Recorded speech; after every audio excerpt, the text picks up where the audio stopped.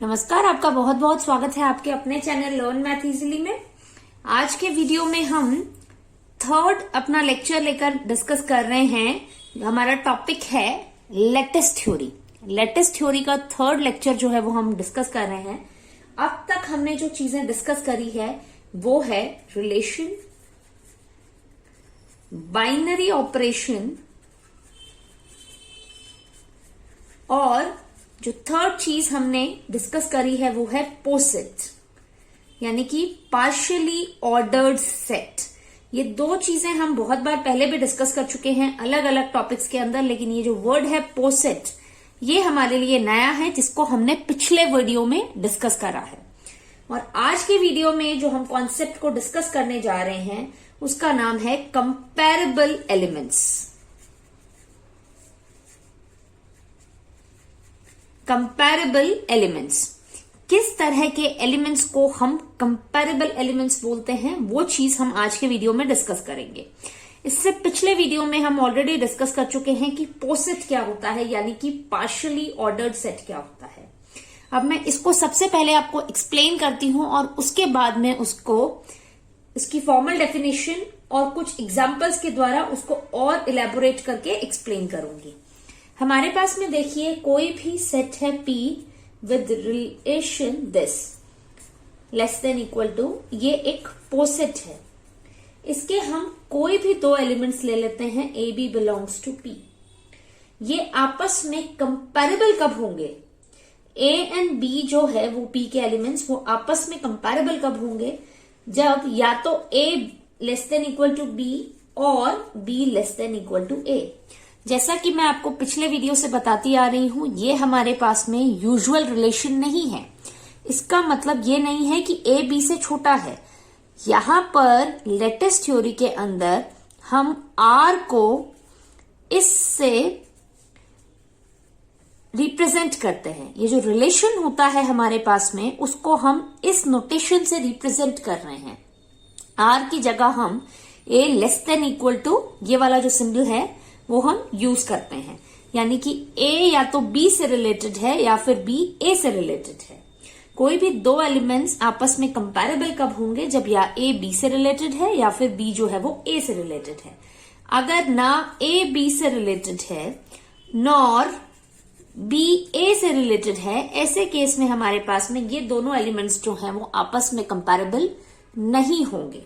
तो चलिए इसकी जो फॉर्मल डेफिनेशन है वो मैं आपको लिख के बताती हूँ और उसके बाद में आपको एग्जांपल्स के थ्रू ये जो कॉन्सेप्ट है वो और भी अच्छे से क्लियर हो जाएगा। In a poset P less than equal to two elements A B belongs to P are comparable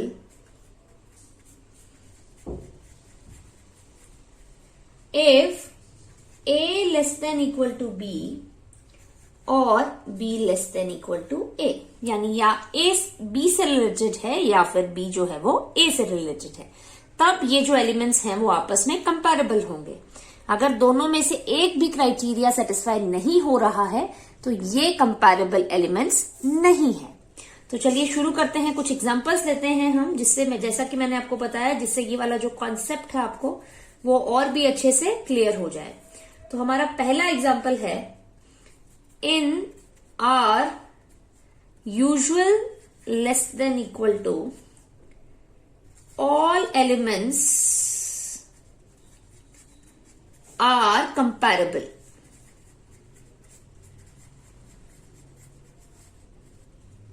हमारे पास में अगर हम रियल लाइन की बात करें, यानी सेट ऑफ रियल नंबर्स की, अगर हम कोई भी इसके दो पॉइंट्स उठा लेते हैं और हम रिलेशन ले रहे हैं यहां पर usual less than equal to, तो आप यहां पर ये A उठा लीजिए, यहां पर ये B उठा लीजिए, तो आपके दो एलिमेंट्स हमेशा ही कंपैरेबल होंगे, क्योंकि या A B से छोटा है या फिर B A से छोटा है। तो यहां पर कोई भी अगर हम अगर यहां पर हम जो हमारे पास में सेट है वो सेट ऑफ रियल नंबर्स लेते हैं। R is a set of real number, set of real numbers और हमारे पास में जो रिलेशन है वो है less than equal to, usual less than equal to, तो सभी जो एलिमेंट्स हैं वो आपस में कंपैरेबल होंगे। सेकंड है हमारे पास में इन n with respect to revision divisibility।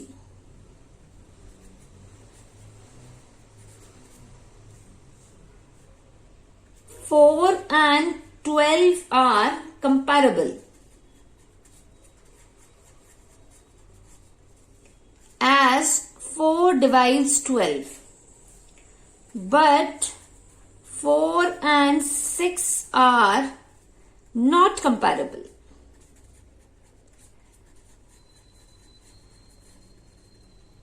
अगर हम यहां पर जो सेट हमारे पास में अंडर कंसिडरेशन है वो हम लेते हैं सेट ऑफ नेचुरल नंबर्स, और जो रिलेशन हम यहां पर ले रहे हैं वो है डिविजिबिलिटी, यानी कि दो नंबर्स आपस में रिलेटेड कब हैं, जब एक नंबर दूसरे को डिवाइड करेगा। तो यहां पर देखिए 4 जो है वो 12 को डिवाइड कर रहा है, तो ये आपस में रिलेटेड है। बट 4 और 6 अगर हम लेते हैं तो ये आपस में रिलेटेड नहीं है, क्योंकि ना तो 4 जो है वो 6 को डिवाइड कर रहा है इन n, और ना जो 6 है वो 4 को डिवाइड कर रहा है इन n। तो 4 और 6 जो है वो आपस में कंपैरेबल नहीं है। यानी कि फर्स्ट एग्जांपल के थ्रू हमने देखा कि सेट ऑफ रियल नंबर्स के अंदर सभी जो एलिमेंट्स हैं वो आपस में कंपैरेबल हैं, और सेकेंड एग्जाम्पल में हमने देखा जहां पर जो सेट अंडर कंसिडरेशन था हमारा वो था सेट ऑफ नेचुरल नंबर्स। वहां पर हमने ये देखा कि जरूरी नहीं है कि हर सेट के अंदर with respect to every relation हर एक जो एलिमेंट है वो एक दूसरे के साथ कंपैरेबल हो। कुछ एलिमेंट्स कंपैरेबल हो सकते हैं, कुछ एलिमेंट्स जो हैं वो कंपैरेबल नहीं हो सकते हैं। एक और एग्जाम्पल लेते हैं फॉर बेटर क्लैरिटी। इन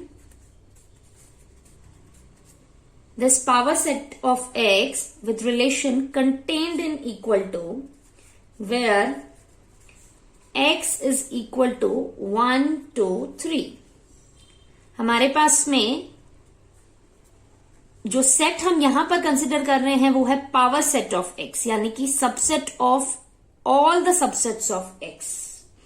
तो यहां पर हमारे पास में ये px क्या आ जाएगा, 5 singleton set 1, singleton set 2, singleton set 3, set containing two elements 1 2, 1 3, 2 3 and 1 2 3। ये आ गया हमारे पास में। यहां पर देखिए इसके नंबर ऑफ एलिमेंट्स कितने थे, number of elements in x कितने थे, 3। तो यहां पर number of elements in power set of x कितना हो जाएगा हमारे पास में, 1 2 3 4 5 6 7 8, यानी कि 2 to the power 3। तो पावर सेट ऑफ x के अंदर हमारे पास में ये वाले एलिमेंट्स आएंगे, collection of all the subsets of x। और हमें ये चेक करना है कि क्या ये जो पावर सेट ऑफ x है with respect to relation contained in equal to, क्या इसके एलिमेंट्स जो हैं वो कंपैरेबल है या नहीं। आप यहां पर देखिए singleton set 1 and 1 2, these are comparable elements.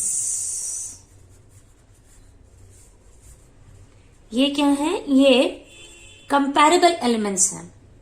ये कंपैरेबल किस लिए हैं, क्योंकि सिंगलटन सेट 1 जो है वो सेट 1 2 के अंदर कंटेन हो रहा है, बट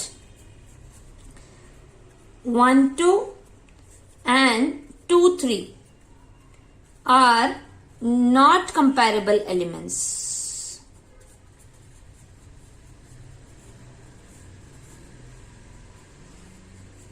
ये कंपैरेबल एलिमेंट्स क्यों नहीं है, क्योंकि ना तो ये 1 2 2 3 के अंदर कंटेन हो रहा है, एंड ना ही ये जो 2 3 है ये 1 2 के अंदर कंटेन हो रहा है।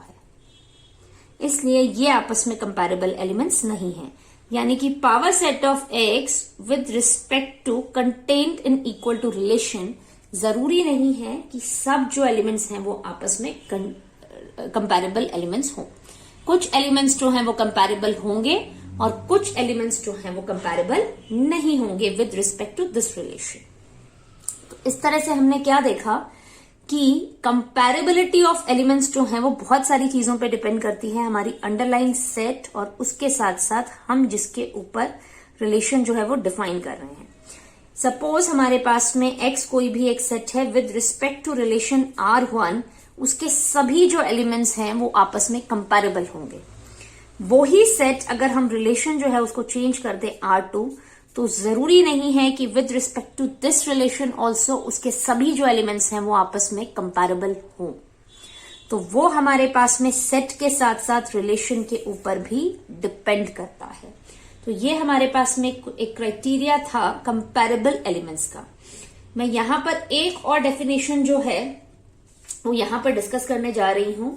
वो डेफिनेशन ये है कि हमारे पास में सपोज P एक पोसेट है with respect to this relation, तो हम यहां पर ये इक्वल वाला साइन कब नहीं लगाएंगे, ये इक्वल वाला साइन हम कब नहीं लगाएंगे, if and only if x जो है वो y के साथ से रिलेटेड तो है, बट x और y दोनों इक्वल नहीं है, दोनों सेम एलिमेंट नहीं है।